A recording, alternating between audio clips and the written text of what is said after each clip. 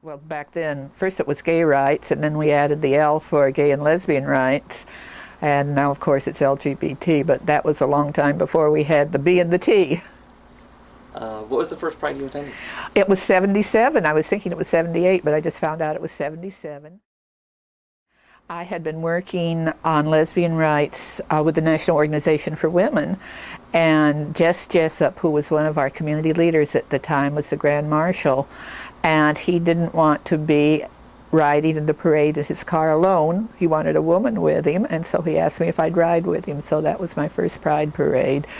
And there was a few hundred people watching us, and it was a great experience, but it's grown so much since then.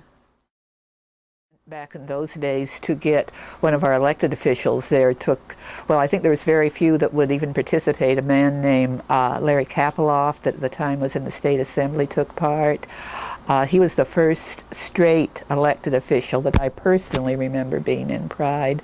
And now we have them calling the San Diego Democratic Club and saying, hey, we'd like to be with you in Pride. This is an important event for us. Can we march with the San Diego Democratic Club? So I think that's a wonderful change to have happened.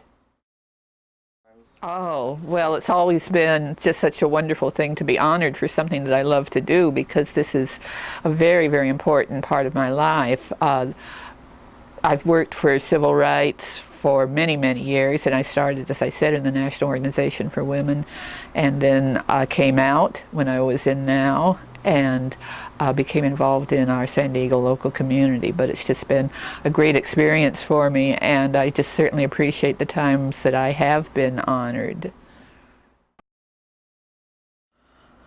Oh, wow. I love it all. The parade is thrilling, you know, to see all the hundreds of people waving to you and cheering and applauding.